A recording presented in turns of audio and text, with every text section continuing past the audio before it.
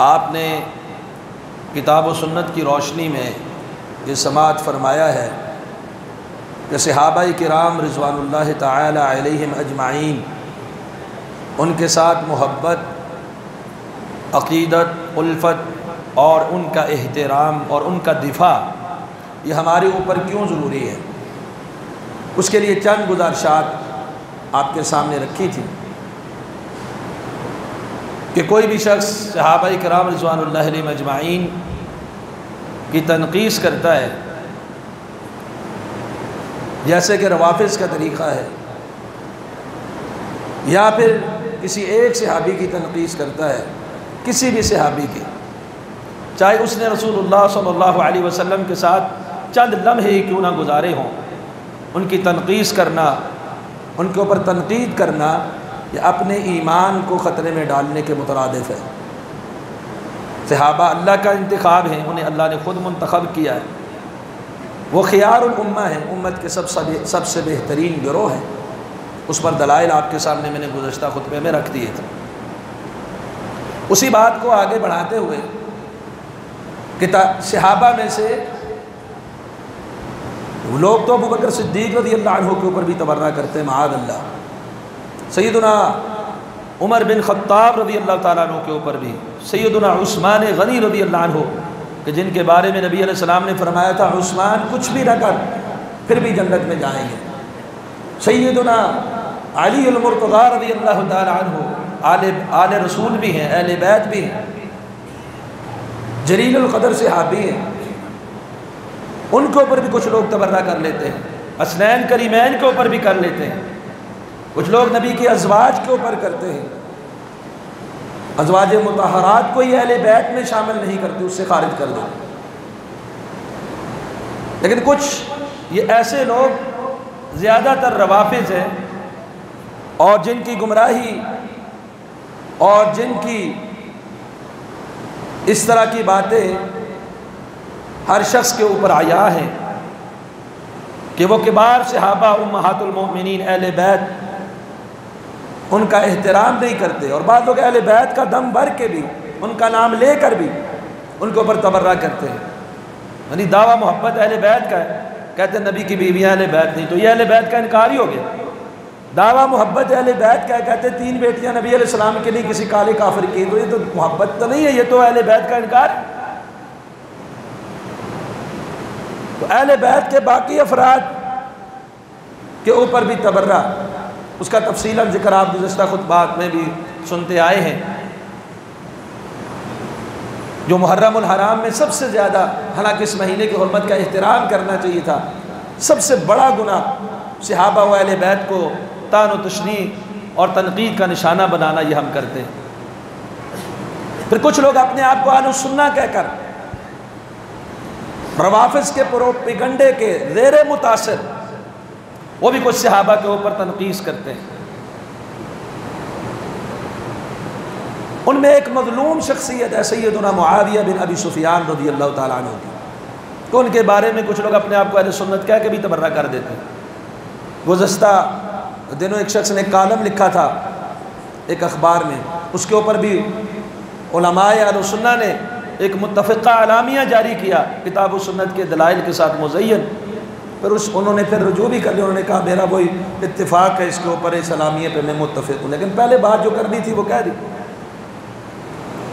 اس کے علاوہ بھی اور کچھ لوگ ہیں، عام مجالس کے اندر بھی ہم سنتے رہتے ہیں، کچھ ضعیف روایات کی بنیاد پر، کچھ تاریخ کی جھوٹی باتوں کی بنیاد پر وہ سیدنا معاویہ رضی اللہ تعالیٰ عنہ کو طعن و تشنیع کا نشانہ بناتے ہیں، اور کچھ ان باتوں کو سامنے رکھ کر جن کا تعلق مشاجرات صحابہ کے باب کے ساتھ ہے۔ جو مشاجرات صحابہ ہیں ان میں نے گزشتہ خطبے میں بھی اشارہ کیا تھا کہ اجماعی اتفاقی عقیدہ اور نظریہ اہل السنہ والجماعہ کا کہ کسی شخص کو بھی زبان درازی کی، تنقید کی، تنقیص کی اجازت نہیں ہے، بلکہ اس میں اسے زبان کو بند رکھنے کا حکم کیا گیا، وگرنہ جنگ جمل ہو، سیدہ عائشہ سیدنا علی المرتضی رضی اللہ عنہم کے درمیان ہوئی، ہم نہ سیدہ عائشہ پر تبرہ کر سکتے ہیں نہ امیر المومنین علی المرتضی رضی اللہ عنہ پر، وہ بھی جنتی، سیدہ عائشہ نبی کی بیوی، جنت میں بھی نبی کی بیوی، اور اللہ نے نبی کے لیے ان کا انتخاب کیا۔ اسی طرح جنگ صفین ہوئی، سیدنا معاویہ رضی اللہ عنہ، سیدنا علی رضی اللہ عنہ، یہ بھی مشاجرات سے آپ۔ سیدنا معاویہ رضی اللہ عنہ کی اجتہادی خطا تھی، اجتہادی خطا کے اوپر بھی اجر ملتا ہے، اور اس خطا کو بیان کرنا یا اس کے اوپر ان کی وجہ سے ان پر طعن و تشنیع کا دروازہ کھولنا، یہ انتہائی مذموم ہے کہ ان کے بارے میں کوئی ایسی بات کی جائے۔ یہ تو مشاجرات صحابہ ہیں، اس میں تو پوری امت کے علماء نے ہمیں، ائمہ سلف نے ہمیں یہ نظریہ دیا، آپ نے خاموش ہونا ہے۔ اور پھر جو ان پہ تبرہ کی جاتی ہے اس میں بھی زیادہ تر جھوٹی تاریخی روایات کو پیش کیا جاتا ہے جس میں کذاب قسم کے راوی ہیں۔ اگر میں تذکرہ کروں ابو عبد الرحمن کاتب وحی رب العالمین سیدنا امیر معاویہ رضی اللہ تعالی عنہ کا، تو قرآن میں بھی حدیث میں بھی صحابہ کرام رضوان اللہ علیہ مجمعین کے تاثرات بھی، تابعین کے تاثرات بھی، ائمہ محدثین کے تاثرات بھی بہت زیادہ ہے ان کی منقبت میں، ان کی فضیلت میں، ان کی شان میں۔ اس کے لیے ابھی وقت بھی نہیں ہے، چند گزارشات صرف اس حوالے سے آپ کے سامنے رکھنا چاہتا ہوں، اور وہ بھی صرف ایک اشارہ کہ سیدنا معاویہ رضی اللہ تعالیٰ عنہ ایسی شخصیت نہیں ہے کہ جن کے اوپر تبرہ کی اجازت دی جائے یا دروازہ کھولا جائے۔ اس میں ایک بات بڑی مشہور اور عام بیان کی جاتی ہے، میں روافض کی تو بات نہیں کرتا، ہمارے عام لوگوں کے اندر پہلی بات یہ کہتے ہیں کہ امیر معاویہ کی کوئی فضیلت نہیں ہے سوائے اس کے کہ وہ صحابی ہیں۔ وہ کیا کہتے ہیں؟ امیر معاویہ کی کوئی فضیلت نہیں ہے سوائے اس کے کہ وہ صحابی ہیں۔ صرف صحابی مان لیا، اس سے بڑی اور کوئی فضیلت ہو سکتی ہے؟ ایک شخصیت کو آپ نے صحابی مان لیا، اور صحابی کی تعریف یہ ہے نبی اکرم صلی اللہ علیہ وسلم کے ساتھ ایمان کی حالت میں ملاقات یا دیدار، اور اسی حالت ایمان کے اوپر خاتمہ، اور وہ صحابی مان لیا تو پھر کیا مان لیا؟ جنتی مان لیا۔ اس کائنات میں جتنے بڑے عہدے ہیں فضیلت کے لحاظ سے، عزت تکریم کے لحاظ سے، مقام اور مرتبہ کے لحاظ سے، سب سے بڑا عہدہ کون سا ہے؟ نبوت کا۔ سب سے بڑا عہدہ کون سا ہے؟ رسالت و نبوت کا۔ یہ بھی بعض لوگ جو کہتے ہیں نا، یہ بہت بڑا گمراہی نظریہ ہے کہ امامت نبوت سے افضل ہے، بالکل بھی نہیں۔ سب سے بڑا، سب سے اونچا مرتبہ اور مقام جو ہے اللہ کے ہاں، وہ کون سا ہے؟ نبوت کا۔ نبوت سے بڑا کوئی مقام نہیں۔ ایک شخص کی سینکڑوں فضیلتیں ہوں، ہزاروں منقبت ہوں، ایک طرف دوسری طرف ایک نبی ہوں، وہ کوئی شخص بھی کسی نبی کا یا نبوت کے مقام کا مقابلہ فضیلت میں نہیں کر سکتا۔ جو مقام مرتبہ نبوت اور رسالت کا ہے وہ کسی کا بھی نہیں، چاہے جتنا مرضی عابد زاہد صحابی بھی کیوں نہ ہو، اللہ کی راہ میں جان دے کر شہید ہونے والا ہی کیوں نہ ہو، دنیا میں جنت کی بشارتیں ہی کیوں نہ ملی ہو۔ سیدنا حسین اور سیدنا حسن رضی اللہ عنہما کو جنت کی سرداری کی بھی بشارت ملی، سیدہ شباب اہل الجنہ۔ سیدنا ابو بکر و عمر رضی اللہ عنہما کو جنت کی سرداری کی بشارت ملی، سیدہ کہول اہل الجنہ۔ سیدہ فاطمہ کو خواتین کی سرداری ملی، سیدۃ النساء اہل الجنہ۔ لیکن کسی ایک نبی کے مقام کو یہ پہنچ سکتے ہیں؟ قطعا نہیں۔ سیدنا عیسیٰ ہوں، سیدنا موسیٰ ہوں، سیدنا ہارون ہوں، سیدنا یحییٰ ہوں، سیدنا زکریا ہوں علیہم الصلاۃ والتسلیم، جتنے بھی انبیاء ہیں ان میں سے کسی ایک نبی، حالانکہ کچھ نبی ایسے جن کا اللہ نے تذکرہ ہی نہیں کیا، منہم من قصصنا علیک ومنہم من لم نقصص علیک، کچھ انبیاء کا ہم نے تذکرہ کیا ہی نہیں ہے، ان کا تذکرہ بھی اللہ نے نہیں کیا، لیکن ان کے مقام کو کوئی شخص جتنا بڑی منقبت و فضیلت کا حامل ہو جائے ان کی فضیلت کو پہنچ سکتا ہے۔ دوسرا بڑا رتبہ جو نبوت کے بعد ہے، نبوت کے بعد پوری کائنات میں، پوری امت میں، بلکہ پوری بنی آدم کے اندر جو منقبت و فضیلت ہے وہ ہے رسول اللہ صلی اللہ علیہ وسلم کی صحبت۔ اس سے بڑی کوئی فضیلت نہیں ہے۔ نبوت کے بعد سب سے بڑی فضیلت والی بات کون سی ہے؟ صحابیت۔ کوئی شخص عابد ہے، ایک شخص شہید ہے، ایک شخص محدث ہے، ایک شخص تابعی ہے، ایک شخص کی بہت بڑے فضائل ہے، اگر وہ صحابی نہیں ہے تو کسی صحابی کی فضیلت کا مقابلہ کر سکتا ہے؟ آپ دیکھیں کیسا حیران کن جملہ ہے کہ ان کی کوئی فضیلت نہیں سوائے صحابیت کے۔ جب صحابی ہیں تو کسی اور فضیلت کی ضرورت ہے ہی نہیں، کیونکہ اس روح زمین پر نبوت کے بعد اگر کوئی فضیلت ہے وہ شرف صحبت کی فضیلت ہے۔ ہاں، صحابہ کی آپس میں تفاضل ضرور ہے، جو مقام صدیق کائنات کا ہے وہ امیر معاویہ کا نہیں، جو عمر فاروق کا ہے وہ امیر معاویہ کا نہیں، جو عثمان غنی کا ہے وہ امیر معاویہ کا نہیں، جو علی حیدر قرار کا ہے وہ امیر معاویہ کا نہیں، جو حسنین کریمین کا ہے وہ امیر معاویہ کا نہیں۔ اسی طرح دیگر بھی صحابہ کے اندر تفاضل ضرور ہے، لیکن شرف صحبت ایک ایسی فضیلت ہے کہ جس کا مقابلہ کوئی اور شخص نہیں کر سکتا۔ تو جب صحابی مان لیا تو کسی اور فضیلت کی ضرورت ہی نہیں ہے، کیونکہ صحابیت کا عہدہ اتنی بڑی فضیلت ہے کہ نبوت کے بعد ایسا کوئی مقام منصب ہے ہی نہیں۔ اگر ایک شخص ایک لمحہ رسول اللہ صلی اللہ علیہ وسلم کے ساتھ گزارتا ہے، عبداللہ بن عمر رضی اللہ عنہ فرماتے ہیں کہ تمہارا کوئی شخص عمر نوح بھی مل جائے، عبادت گزار رہے تو اس کے مقام کو نہیں پہنچ سکتا۔ وہ لمحہ جس میں رسول اللہ صلی اللہ علیہ وسلم کا حالت ایمان میں دیدار کیا ہے، وہ دیدار، وہ حالت ایمان میں ہونا، اور وہ خیر القرون میں ہونا، خیر القرن قرنی، اس قرن میں ہونا، اتنی بڑی منقبت ہے کہ بعد والے جو مرضی کر لیں اس فضیلت و منقبت کو نہیں پہنچ سکتے۔ اور یہ تو پہلی بات ہے۔ دوسری بات کہ یہ بات بھی غلط ہے کہ ان کی سوائے صحابیت کی کوئی فضیلت قرآن حدیث میں نہیں۔ ان کے فضائل بھی موجود ہے قرآن و سنت کے اندر۔ مثال کے طور پہ غزوہ حنین کے اندر سیدنا معاویہ بن ابی سفیان رضی اللہ عنہ شامل تھے کہ نہیں تھے؟ شامل تھے۔ اور جنگ حنین والوں کے بارے میں اللہ ذو الجلال والاکرام نے کیا فرمایا ہے؟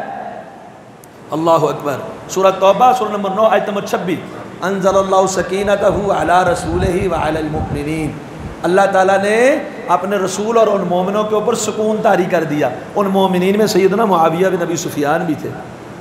جیش العسرہ تبوک، لقد تاب اللہ علی النبی والمہاجرین والانصار الذین اتبعوہ فی ساعۃ العسرہ، جیش العسرہ میں امیر معاویہ شامل ہے، اور اللہ نے فرمایا کہ اللہ نے ان سب کی توبہ کو قبول کر دیا ہے، ان پہ رجوع توجہ اللہ نے فرما لی۔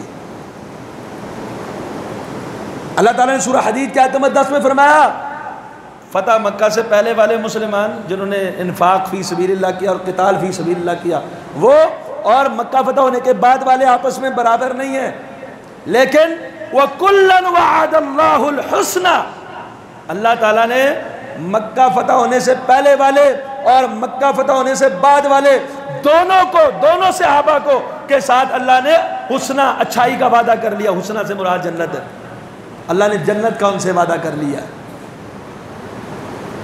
اللہ کا مکہ فتح کے بعد والوں کا بھی اچھائی اور کا وعدہ ہے، جنت کا وعدہ ہے۔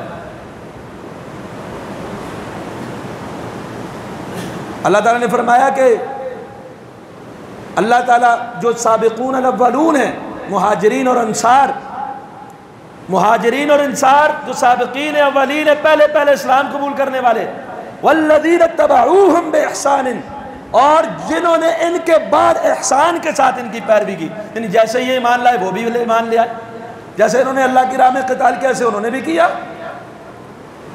رضی اللہ عنہم ورضوا عنہ، اللہ ان سے راضی وہ اللہ سے راضی۔ انصار اور مہاجرین کے نقش قدم پہ چلنے والے، بعد میں آنے والے صحابہ اس کے اولین مصداق ہیں کہ اللہ ان سے بھی راضی ہو گیا اور اللہ نے ان کے لیے جنت تیار کر لی۔ تو ان ساری فضائل کے اندر امیر معاویہ شامل ہے۔ وہ فتح مکہ کے موقع پر مسلمان ہوئے، ایسی کوئی روایت نہیں ہے کہ وہ ڈر کے مسلمان ہوئے۔ دوسری بات، کیا رسول اللہ صلی اللہ علیہ وسلم نے خاص کوئی فضیلت ان کے لیے بیان کی؟ حالانکہ یہ قرآن کی آیتیں تو آپ نے سن لی کہ ان میں معاویہ بن ابی سفیان رضی اللہ عنہ آتے ہیں. اب دیکھیں جامع صحیح البخاری حدیث نمبر 2924. ام حرام کے پاس ہے نبی علیہ الصلوۃ والسلام اور فرما رہے ہیں اول جیش من امتی یغزون البحر فقد اوجبوا، پہلا بحری بیڑا جنگی لشکر میری امت کا جو غزوہ پہلا بحری غزوہ ہوگا ان سب کے انہوں نے اپنے اوپر واجب کر لیا جنت کو، انہوں نے اپنے اوپر جنت کو واجب کر لیا. اور صحیح بخاری میں حدیث نمبر 2877 ہے، صحیح مسلم کے اندر بھی موجود ہے. نبی کریم صلی اللہ علیہ وسلم ام حرام رضی اللہ تعالی عنہا کے گھر میں ہے اور آپ وہاں پر سو جاتے ہیں. جیسے ہی آپ بیدار ہوتے ہیں آپ مسکرا دیتے ہیں. جب آپ مسکراتے ہیں تو کیا فرماتے ہیں؟ ناس من امتی، میری امت کے کچھ لوگ. یہ ابھی یہ پیشن گوئی اللہ وحی کر کے اپنے نبی کو دے رہا ہے اور اپنے نبی کو پریکٹیکلی دکھا رہا ہے. آپ یہ بات تو اچھی طرح جانتے ہیں، یہ مسلمہ بات ہے کہ عام لوگوں کی خواب سچ بھی ہو سکتی ہے جھوٹی بھی، لیکن نبی کا خواب نہیں، اللہ کی وحی ہوتی ہے. نبی اور انبیاء کا خواب اللہ کی وحی ہوتی ہے. اب نبی اکرم صلی اللہ علیہ وسلم کے اوپر وحی آئی اور آپ کو دکھایا گیا، آپ مسکرا رہے، خوش ہیں اپنے امتیوں پر. فرماتے ہیں ناس من امتی، میری امت کے کچھ لوگ یغزون البحر، جنہوں نے سب سمندر کے اندر غزوہ کریں گے، ایسے جیسے تختوں کے اوپر بادشاہ ہیں. بادشاہ ٹیک لگائے ہوئے تختوں پہ جیسے ہوں گے نا، ایسے میری امت کے یہ لوگ ہوں گے. اب جنت کے اندر بادشاہوں کی طرح ٹیک لگائے ہوئے تختوں پہ، مثلہم مثل الملوک علی الاسرہ، یہ تختوں کے اوپر ٹیک لگائے بادشاہوں کی طرح شاہانہ انداز میں پروٹوکول میں ہوں گے. وجہ کیا بنی؟ پہلا بحری لشکر اور بیڑا، یہ غزوہ انہوں نے کیا. اب اٹھائیے صحیح البخاری کو، اس پیشن گوئی کا مصداق جس پہ جنت واجب ہے، اس پیشن گوئی کا مصداق کہ جسے بادشاہوں کی طرح پروٹوکول دیا جائے گا. یہ صحیح بخاری ہی کی حدیث 2799، صحیح مسلم کے اندر حدیث نمبر 1299. سیدنا معاویہ بن ابی سفیان رضی اللہ عنہ کے زمانے میں یہ غزوہ ہوا. دوسری بات، سیدنا معاویہ رضی اللہ تعالیٰ عنہ اس لشکر کے کمانڈر تھے. ان کی کمان میں جس لشکر کو جنتی قرار دیا گیا، اس لشکر کا کمانڈر کون ہے؟ امیر معاویہ رضی اللہ عنہ. کیا یہ فضیلت نہیں ہے؟ ساری جنگ کمانڈر ہی لڑتے ہیں نا، کمانڈر ہی امیر معاویہ، زمانہ بھی امیر معاویہ کا. ام حرام نے کہا اللہ کے رسول آپ دعا کریں اللہ مجھے ان میں شامل کر دے. اتنی فضیلت ہے، چاہت ہوئی اللہ مجھے ان میں شامل کر دے. کہا تو ان میں ہے، دعا کر دی ان کے لیے. وہ ان کے ساتھ گئی، جنگ میں بھی نہیں، تبھی موت تختے سے گر کر وہ شہید ہو گئی اور ان پر بھی جنت واجب ہو گئی. وہ اس لشکر میں شامل ہو گئی. اس سارے لشکر پہ جنت واجب، اس سارے لشکر کو جنت میں پروٹوکول ہے. اور وہ لشکر امیر معاویہ کا، اس کا کمانڈر امیر معاویہ. تو کیا یہ فضیلت صحیح بخاری میں امیر معاویہ رضی اللہ عنہ کی نہیں ہے؟ کوئی کیسے کہہ سکتا ہے امیر معاویہ کی فضیلت ہی نہیں؟ یہ تو صحیح بخاری میں جنت واجب، یہ تو صحیح بخاری میں بادشاہوں کی طرح. بلکہ صحیح مسلم کی ایک حدیث ہے، امیر معاویہ نے وہ روایت کیا، ہم بیٹھے ہوئے تھے، نبی علیہ السلام تشریف لائے، ہم ذکر کر رہے تھے، نبی علیہ السلام نے فرمایا اللہ فرشتوں کے سامنے تمہارے اوپر فخر کر رہا ہے. ان میں امیر معاویہ رضی اللہ عنہ بیٹھے ہوئے. تو یہ حدیث ان کی فضیلت کی بہت بڑی دلیل ہے کہ جنت ان پہ واجب ہے، جنت میں وہ بادشاہوں کی طرح ہوں گے. یہ پیشن گوئی اللہ نے وحی کر کے اپنے پیغمبر صلی اللہ علیہ وسلم کو دی. بعض لوگ امام نسائی کی شہادت کا ایک قصہ بیان کرتے ہیں کہ انہوں نے انکار کیا امیر معاویہ کی کوئی فضیلت نہیں، کوئی ثابت نہیں ہے، مجہول راوی ہے اس میں. امام اسحاق بن راہویہ رحمہ اللہ کی طرف بھی منسوب قول ہے، وہ بھی ثابت نہیں ہے. جس وجہ سے بنیاد بنا کے کہا جاتا ہے امام نسائی نے کہا فضیلت ثابت نہیں، امام نسائی سے وہ قول ثابت ہی نہیں. اور صحیح بخاری میں وہ فضیلت موجود ہے. بلکہ امام نسائی رحمہ اللہ تہذیب الکمال کے اندر موجود ہے، تاریخ دمشق میں موجود ہے. امام نسائی رحمہ اللہ کا قول، امام نسائی رحمہ اللہ فرماتے ہیں اسلام ایک گھر ہے، اسلام ایک گھر ہے اور جو اس کا ایک دروازہ ہے۔ اب جو شخص اس کے دروازے میں چھیڑ چھاڑ کر کے اندر داخل ہونے کی کوشش کرے گا وہ اسلام کے اوپر نقصان پہنچانے کی کوشش کرے گا۔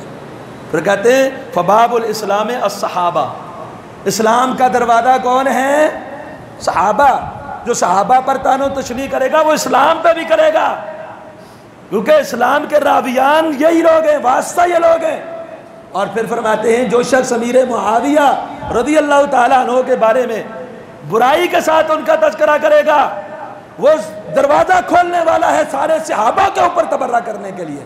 جو امیر معاویہ پہ تبرہ کرتا ہے وہ سارے صحابہ پہ تبرہ کرتا ہے۔ یہ قول ہے امام نسائی رحمہ اللہ کا جو صحیح سند سے ثابت ہے۔ اور فضائل، پہلی بات امام نسائی کا قول ثابت ہی نہیں، اسحاق بن راہویہ کا قول ثابت ہی نہیں کہ ان کی کوئی فضیلت نہیں۔ اگر ہو بھی ثابت تو یہ ان کا قول درست ہی نہیں، واقع احادیث کے اندر اور قرآن کی آیات کے اندر سیدنا معاویہ رضی اللہ عنہ کے فضائل موجود ہیں۔ اسی طرح جامع ترمذی ہے، مسند احمد کے اندر بھی حدیث موجود ہے۔ جامع ترمذی میں حدیث نمبر 3882 نبی اکرم صلی اللہ علیہ وسلم دعا فرما رہے ہیں اللہم اجعلہ ہادیا مہدیا وعد بہ ولا تعذب ہو۔ آپ دیکھیں نا پچھلے خطبے میں آپ نے ایک حدیث سنی صحیح مسلم کی، نبی علیہ السلام دعا کر رہے ہیں ابو ہریرہ کی والدہ کو اللہ ہدایت دے، فوراً ہدایت مل گئی، اور کہہ رہے ہیں اللہ ان کے دلوں میں مومنوں کی محبت اور مومنوں کے دلوں میں ان کی محبت پیدا کر۔ آج دیکھ لیں مومن ان کے لیے محبت کرتے، جو مومن نہیں ان سے محبت نہیں کرتے۔ اور یہاں نبی علیہ السلام کی دعائیں دیکھ لیں اللہم اجعلہ ہادیا، اے اللہ معاویہ کو ہادی بنا۔ ہادی کا کیا مطلب ہے؟ رہبر، رستہ دکھانے والا، رہنمائی کرنے والا بنا دے۔ مہدیا، ہدایت یافتہ بنا، اس کو ہدایت دے، اس کے ذریعے لوگوں کو ہدایت دے۔ ولا تعذب، اللہ اس کو عذاب نہ دینا۔ جس معاویہ کے بارے میں رسول اللہ صلی اللہ علیہ وسلم کی یہ دعائیں ہو آپ ان پہ تبرہ کریں۔ دوسری دعا امام آجری نے کتاب الشریعہ کے اندر حدیث نمبر 1970 میں روایت کیا ہے صحیح سند کے ساتھ اللہم علمہ الکتاب والحساب فقہ العذاب، اللہ معاویہ بن ابی سفیان کو کتاب اور حساب سکھا اور ان کو عذاب سے محفوظ فرما۔ جن کے عذاب سے محفوظ فرمانے کی دعائیں رسول اکرم صلی اللہ علیہ وسلم فرما رہے ہیں، ان کی کوئی فضیلت نہیں ہے۔ صحیح بخاری میں حدیث نمبر 3765 ایک تابعی ہے اہل بیت کے عالم حبر الامہ۔ دیکھیں اہل بیت ان کی توثیق اور احترام کرتے ہیں۔ اہل بیت کا نام لے کے ہم ان کے خلاف اگر طعن و تشنیع کریں گے تو اہل بیت کا موقف دیکھ لیں کیا ہے۔ صحیح بخاری میں حدیث نمبر 3765 ایک تابعی کہتا ہے سیدنا عبداللہ بن عباس رضی اللہ عنہ سے حل لک فی امیر المؤمنین معاویہ فإنہ ما اوتر الا بواحدہ۔ آپ کا کیا خیال ہے کس کے بارے میں؟ کس کے بارے میں؟ فی امیر المؤمنین، کس کے بارے میں؟ بولتے نہیں آپ، کس کے بارے میں؟ صحیح بخاری کی روایت کیا کہہ رہے ہیں؟ حل لک فی امیر المؤمنین۔ عبداللہ بن عباس کے سامنے کہنے والا کہہ رہا امیر المؤمنین۔ آج کا عالم نگار لکھے امیر شام، کیا لکھتے ہیں؟ امیر شام۔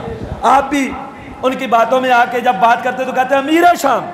اور کیا امیر معاویہ رضی اللہ عنہ امیر شام تھے؟ صرف کیا امیر شام تھے؟ تھے امیر شام، ایک وقت تھا امیر شام تھے، شام کے گورنر تھے۔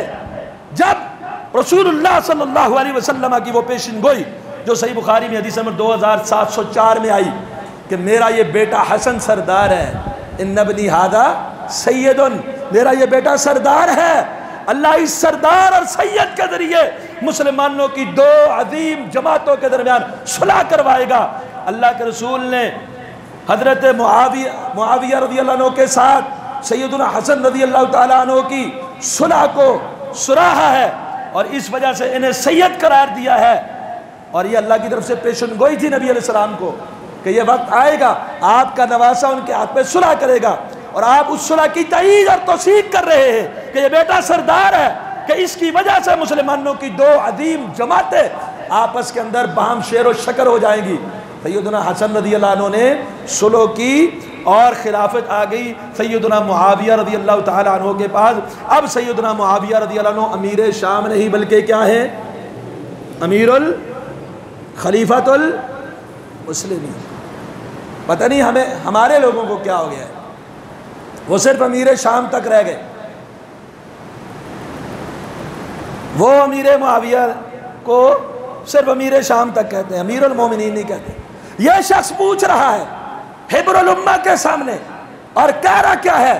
حل لک فی امیر المومنین معاویہ، امیر المومنین معاویہ کے بارے میں آپ کا کیا خیال ہے؟ جو صرف ایک وتر پڑھتے ہیں. ایک وتر رسول اللہ صلی اللہ علیہ وسلم سے بھی یاد رہے پڑھنا ثابت ہے. ایک وتر رسول اللہ صلی اللہ علیہ وسلم سے پڑھنا ثابت ہے صحیح سند کے ساتھ. تو حضرت معاویہ رضی اللہ عنہ نے ایک وتر پڑھا. ایک بھی ہے، تین بھی ہے، 5 بھی ہیں، 7 بھی ہیں، 9 بھی ہے وتر. تو اسے کہا امیر المومنین ایک وتر پڑھتے ہیں، کیا خیال ہے؟ حضرت عبداللہ بن عباس رضی اللہ تعالی عنہ کیا فرماتے ہیں؟ فرماتے ہیں اصابہ، انہوں نے درست کیا. انہوں نے کیا کیا؟ انہو فقیہ، کیونکہ امیر معاویہ فقیہ ہے. عبداللہ بن عباس ان کو فقیہ قرار دیں اور کہہ رہے درست کیا. دوسری روایت ہے، وہ بھی صحیح بخاری کے اندر موجود ہے، حدیث نمبر 3764. کہتے ہیں دعہو، چھوڑ دو اس بات کو، فإنہو قد صحب رسول اللہ صلی اللہ علیہ وسلم. اور کہتے ہو نا صحابیت کے علاوہ کوئی فضیلت نہیں. بندہ کہتا ہے امیر المومنین نے ایک وتر پڑھا، عبداللہ بن عباس نے ایک بات یہ کہی کہ صحیح کیا، دوسری بات یہ کہی انہو فقیہ، وہ فقیہ ہے، سمجھدار ہے، دین کو سمجھنے والے ہیں، اور تیسری بات یہ کی ان کے بارے میں یہ بات چھوڑو یا اس عمل کو یہ بات ویسے ترک کرو. فإنہو قد صحب رسول اللہ، کیونکہ رسول اللہ صلی اللہ علیہ وسلم کے صحابی ہیں. رسول اللہ صلی اللہ علیہ وسلم کا صحابی ہونا کوئی معمولی بات ہے. ایک روایت میں یہ الفاظ بھی ہے صحابہ سنہ، وہ سنت کو پا لیا انہوں نے، وہ سنت کو پہنچ کے. اور یہ جو میں نے بات کی ہے نا امیر المومنین کہنے سے آپ کتراتے ہیں، صحابہ نے بھی خلیفہ کہا ہے. صحابہ نے امیر معاویہ رضی اللہ عنہ کو خلیفہ کہا ہے، انہوں نے امیر المومنین کہا ہے. جیسے کہ امام ذہبی رحمہ اللہ سیر و اعلام نبلاء کے اندر جب تذکرہ فرماتے ہیں امیر معاویہ رضی اللہ عنہ کا تو کیا کہتے ہیں؟ کہتے ہیں امیر المؤمنین، مومنوں کے امیر، ملک الاسلام، اسلام کے بادشاہ. یہ امام محدثین ہے. اور امام ابن خزیمہ نے روایت کیا حدیث نمبر 2408 صحیح ابن خزیمہ میں ابو سعید خدری رضی اللہ تعالی عنہ ایک بات بیان فرما رہے ہیں اور امیر معاویہ رضی اللہ تعالی عنہ کا تذکرہ ہوا اور کیا فرماتے ہیں؟ وَهُوَ يَوْمَئِذٍ خلیفہ، ان دنوں امیر معاویہ خلیفہ تھے. ان دنوں امیر معاویہ کیا تھے؟ کس نے کہا؟ صحابی رسول ابو سعید خدری. ابو سعید خدری ان کو خلیفہ کہہ رہے ہیں. سیدنا جابر رضی اللہ تعالی عنہ مسند احمد میں حدیث نمبر 15355 وہ ایک بات بیان کر رہے ہیں اور کہتے ہیں یہ کب ہوا؟ یہ فی خلافت معاویہ بن ابی سفیان، معاویہ بن ابی سفیان کی خلافت میں یہ کام ہوا. معاویہ بن ابی سفیان رضی اللہ عنہ کے دور حکومت کو وہ کیا کہہ رہے ہیں؟ خلافت معاویہ. ابو سعید خدری بھی کہہ رہے ہیں، جابر بن عبداللہ بھی کہہ رہے ہیں. اور امام ابو بکر خلال کی کتاب السنہ میں صحیح سند کے ساتھ حدیث نمبر 637 ہے، حبر الامہ، ترجمان القرآن، مفسر قرآن، عالم اہل بیت سیدنا عبداللہ بن عباس رضی اللہ تعالیٰ عنہ جو رسول اللہ صلی اللہ علیہ وسلم کے کزن بھی ہیں، اہل بیت بھی ہیں، آل عباس ساری اہل بیت ہے. وہ فرماتے عبداللہ بن عباس ما رأیت رجلا اخلق للملک من معاویہ، میں نے معاویہ بن ابی سفیان سے زیادہ بادشاہت کے لائق کسی بندے کو پایا ہی نہیں. ان کی سیاست، ان کی قیادت کو وہ سرا رہے ہیں. ان میں اسلام کی بڑی فتوحات ہوئی، اسلام کو فائدہ ہوا.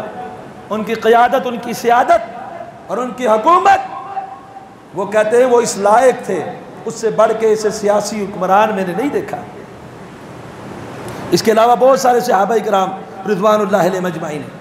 بہرحال امام طبرانی نے المعجم الکبیر کے اندر روایت کیا 11138 سلسلۃ الاحادیث الصحیحہ میں شیخ البانی نے اس کی سند کو حسن قرار دیا. حدیث نمبر 3270 حسن سند کے ساتھ اور رسول اللہ صلی اللہ علیہ وسلم کا فرمان ہے جس میں وہ سیدنا معاویہ رضی اللہ تعالیٰ عنہ کی حکومت اور خلافت اور امارت کو اللہ کے رسول نے رحمت قرار دیا اس امت کے لیے۔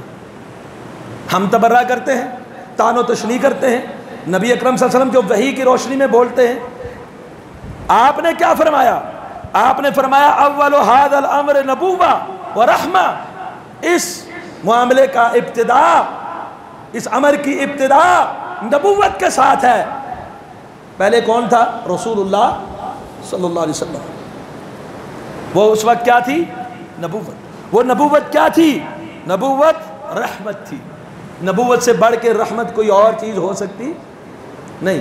آپ نے فرمایا اس اسلام کی ابتدا میں نبوت ہوگی، وہ رحمت ہے، اس امت کے لیے نبوت رحمت ہے۔ پھر کیا ہوگا؟ ثم یکون خلافہ، پھر خلافت آئے گی، ابو بکر صدیق کی خلافت آ گئی، خلافت علی منہاج النبوہ۔ عمر فاروق کی خلافت آ گئی، خلافت علی منہاج النبوہ۔ حضرت عثمان غنی رضی اللہ عنہ کی خلافت بھی علی منہاج النبوہ۔ امیر المؤمنین علی المرتضی رضی اللہ عنہ کی خلافت علی منہاج النبوہ۔ پھر خلافت آئے گی، وہ خلافت کیا ہوگی؟ رحمت ہوگی۔ خلافت امت کے لیے کیا ہے؟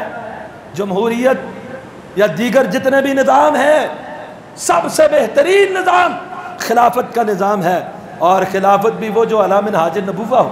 تو اللہ کے رسول فرماتے ہیں حسن سند کے ساتھ یہ روایت، نبوت ہوگی پہلے، وہ رحمت ہوگی، پھر خلافت ہوگی، وہ رحمت ہوگی، ثم یکون،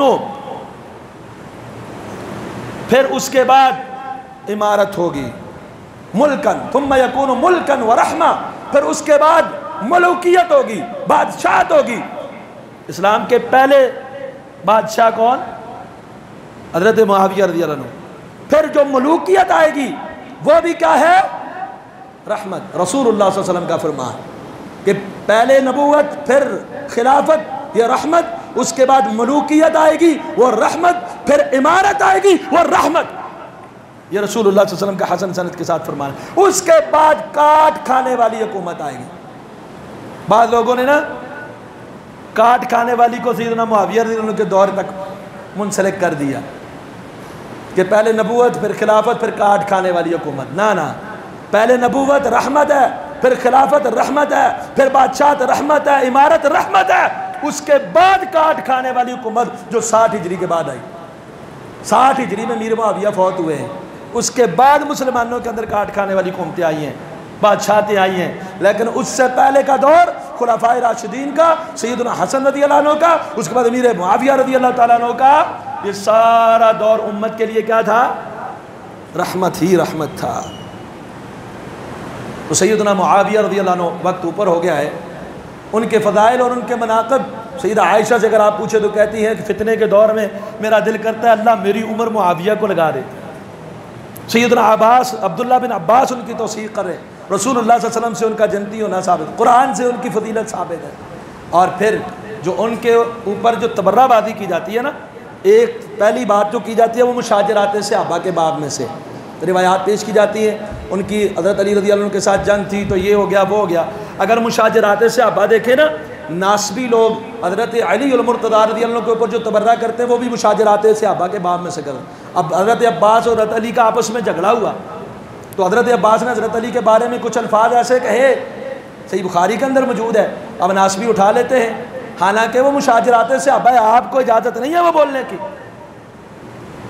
اسی طرح دیگر صحابہ کا وقتی طور پہ آپس میں کوئی معاملہ ہوا، وہ مشاجرات صحابہ ہے۔ اور دوسری بنیاد بناتے ہیں جھوٹی تاریخی روایتیں، جن کے اندر جن کا نہ کوئی سر نہ پاؤں۔ وہاں آپ کو یاد رکھنا چاہیے مشاجرات صحابہ میں پوری امت کا اجماع، زبان کو خاموش رکھنا، جھوٹی تاریخی روایتوں کو جوتے کی نوک پہ رکھ کے اللہ کے قرآن کی، رسول اللہ صلی اللہ علیہ وسلم کے فرامین کی، صحابہ کرام جنہوں نے ان کا دور دیکھا ان کی گواہیاں ہمارے لیے کافی ہے کہ سیدنا معاویہ بن ابی سفیان اللہ کی جنت کے مہمان، ان کے اوپر طعن تشنیع کرنا ایمان کو خطرے میں ڈالنے والا ہے۔ اور کچھ الزامات ہیں ان کے اوپر، جو واقعہ کچھ اور ہوتا ہے بنا چنا کے کچھ اور پیش کر دیا جاتا ہے، وہ بھی اللہ معافی کرے۔ ملمہ سازی، اس طرح کی بہت ساری باتوں ملمہ سازی کر کے اپنی طرف سے کوئی بات گھسیڑ کے ان کے اوپر الزام تراشی کی جاتی ہے۔ تو اللہ سے دعا ہے اللہ ہمیں تمام صحابہ کرام رضوان اللہ علیہم اجمعین کے ساتھ اور تمام اہل بیت، آپ کو پتہ ہے اہل بیت صحابہ ہیں اور صحابہ میں اہل بیت بھی ہیں، تو صحابی جب آ گئے وہ اہل بیت بھی ہیں غیر اہل بیت بھی ہیں، ان سب کی فضیلت اللہ سبحانہ و تعالیٰ نے بیان فرمائی ہے۔ ان سب کے ساتھ ایمان و محبت رکھنا یہ ایمان کی علامت ہے، ان کے ساتھ بغض رکھنا، دل میں ان کی تنقیص رکھنا اور ان کے اوپر تنقید کرنا اپنے ایمان کو خطرے میں ڈالنے کے مترادف ہے اور روافض کی ڈگر پر چلنے کے مترادف ہے۔ اللہ سے دعا ہے اللہ ہمیں عمل صالح کرنے کی توفیق عطا فرمائے۔ قل قولی ھذا استغفر اللہ لی ولکم وسائر المسلمین۔ اور ایک سوال ہے، نماز جنازہ ادا کرنے کے بعد میت کا آخری ادا کرنا ضروری ہے یا کہ رسم ہے، اور میت کے ورثاء کو پکڑ کر ملنا تعزیت کرنا کیسا ہے؟ پہلی بات تو یہ ہے کہ ویسے فوت ہونے کے بعد میت کا بوسہ بھی دیا جا سکتا ہے اور میت کا دیدار بھی کیا جا سکتا ہے۔